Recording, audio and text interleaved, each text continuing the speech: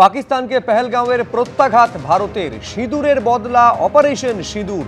রাতের অন্ধকারে গর্জালো রাফাল, পাকিস্তান ও পিওকেতে জঙ্গি ঘাঁটি গুঁড়িয়ে দিল ভারত। গভীর রাতে মাত্র 25 মিনিটের অপারেশনে জৈশ লস্কর হিজবুলের 9টি ঘাঁটি ধ্বংস করে দিল ভারত। ধূলিসাৎ জৈশ লস্কর হিজবুল মুজাহিদিনের ট্রেনিং ক্যাম্প। পেহেলগাঁও কাণ্ডের 15 দিনের মাথায় 26 জনকে হত্যার বদলা নিল ভারত। ভারতের প্রত্যাঘাতে একের পর এক জঙ্গি ঘাঁটিতে ব্যাপক ক্ষয়ক্ষতির সম্ভাবনা। বহাওয়ালপুরে 250 জন, মুরিদকেতে 120 জন, মুজফ্ফরাবাদে 130 জনেরও বেশি জঙ্গি ছিল বলে সূত্র মারফত জানা যায়। ভারতের প্রত্যাঘাতে কোটলিতে 30 জন হিজবুল জঙ্গির মৃত্যু হয়েছে বলে স্থানীয় সূত্রে দাবি। এদিকে বহাওয়ালপুরে ধূলিসাৎ হয়ে গিয়েছে মাসুদ আজহারের জৈশের সদর দপ্তর। ये नुकसान, ये 9 नंबर।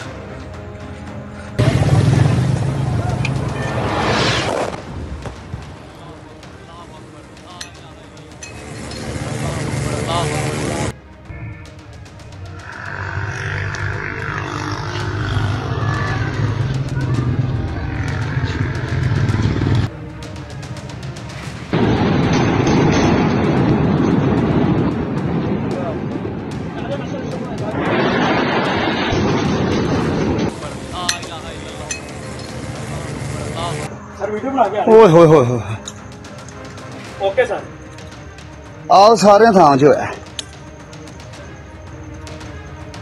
ओए होए होए मस्जिद दा सेन है सारा सारी मस्जिद उड़ गई है सारी मस्जिद तबाह हो गई।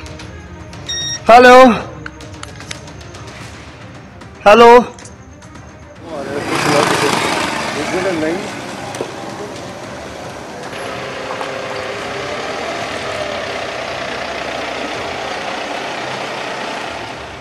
রাত্রি 1:05 থেকে 1:30টার মধ্যে 25 মিনিটের অপারেশন। তারপরে বুঝতে পারছেন প্রায় 14 ঘন্টার মতন সময় পেরিয়ে গিয়েছে। ফলে স্বাভাবিকভাবে পাল্টা আঘাত হলে তার প্রস্তুতিও কিন্তু সেরে রাখা হয়েছে ভারতের তরফে। সেই ছবিটাই আমরা জানবো সরাসরি, আপনাদের নিয়ে যাব একেবারে কাশ্মীরে। আমাদের প্রতিনিধি সন্দীপ সরকার আমাদের সঙ্গে রয়েছেন।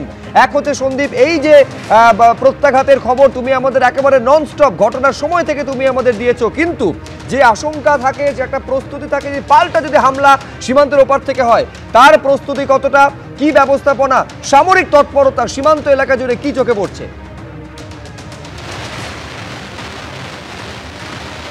ভারতের প্রত্যাঘাতের পরে এটা প্রত্যাশিত যে প্রতি আক্রমণ আসতে পারে এবং প্রতি আক্রমণ এসেওছে। গতকাল রাতভর বিভিন্ন জায়গাতে, তার মধ্যে বারামুলার উড়ি সেক্টর রয়েছে, সেখানে রাতভর শেলিং হয়েছে।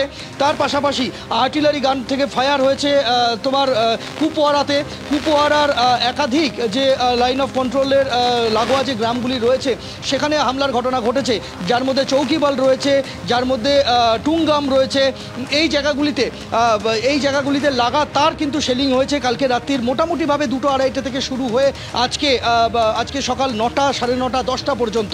এমনকি সবথেকে বড় আঘাত এসেছে পুঞ্জ সেক্টরে। সেখানেও কিন্তু একই রকমভাবে পাকিস্তানের তরফে গুলিবৃষ্টি, তার সঙ্গে শেলিং লাগাতার চালিয়ে যাওয়া হয়েছে।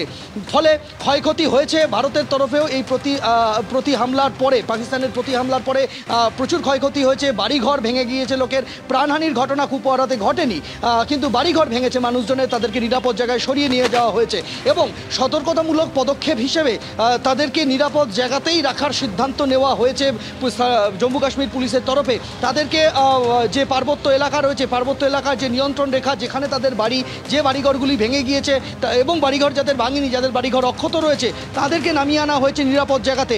এবং শুধু এটা কুপওয়ারাতে হয়েছে এমনটা নয়, উড়ি সেক্টরেও তাই একই ঘটনা ঘটেছে। পুঞ্জেও নিরাপদ জায়গায় সরিয়ে নিয়ে যাওয়া হয়েছে বাসিন্দাদের। অর্থাৎ ভারতের তরফে কিন্তু কোনো রকম ফাঁক রাখা হচ্ছে না, আত্মতুষ্টির কোনো জায়গা নেই। এটা কিন্তু স্পষ্টভাবে বাহিনীর তরফ থেকে বলে দেওয়া হয়েছে, আত্মতুষ্টির কোনো জায়গা নেই। ভারতের তরফে প্রতি আক্রমণ করা হয়েছে, বদলা নেওয়া হয়েছে, কিন্তু সেই বদলার পরে আত্মতুষ্টি যাতে এসে না যায় সেই বিষয়টা কিন্তু মাথায় রাখতে হচ্ছে। কেননা আজকের রাত খুব গুরুত্বপূর্ণ রাত, তার কারণ পাকিস্তানের তরফে পাকিস্তান খোঁচা খাওয়া বাঘের মতো। ফলে এই মুহূর্তে মুহূর্তে যাতে যাতে তার তরফ থেকে যদি পাল্টা আবারও আক্রমণ নেমে আসে তাহলে তাকে প্রতিহত করতে হবে। যদি আকাশপথে হামলা হয় যে কোনো মূল্যে সেই নিজেদের এয়ার ডিফেন্সকে কাজে লাগিয়ে সেই পাকিস্তানের যে যুদ্ধ বিমান তাকে মাটিতে আছড়ে ফেলতে হবে এবং পাকিস্তানের তরফে যদি আবারও শেলিং শুরু হয় তার জবাব দিতে হবে। ঠিক যেভাবে গত 12-13 দিন ধরে ভারতীয় সেনাবাহিনী বিএসএফ তারা নিয়ন্ত্রণ রেখায় পাকিস্তানের সিজ ফায়ার ভায়োলেশন যেটা গত কয়েকদিন ধরে হয়ে চলেছিল তার জবাব দিয়েছে, একই রকমভাবে কোনো রকম আত্মতুষ্টির জায়গা না রেখে একই রকমভাবে কিন্তু সতর্ক পদক্ষেপ একদম রাখতে শুরু করে দিয়েছে ভারতীয় সেনাবাহিনী, কোথাও রাষ্ট্রীয় রাইফেলস, কোথাও সিআরপিএফ, কোথাও বিএসএফ। একেবারে সেই তৎপরতা সতর্কতা কিন্তু ভারতের তরফে সীমান্ত বরাবর একাধিক যারা নিরাপত্তা দায়িত্বে রয়েছে যে সমস্ত এজেন্সি তারা কিন্তু রাখতে শুরু করেছে।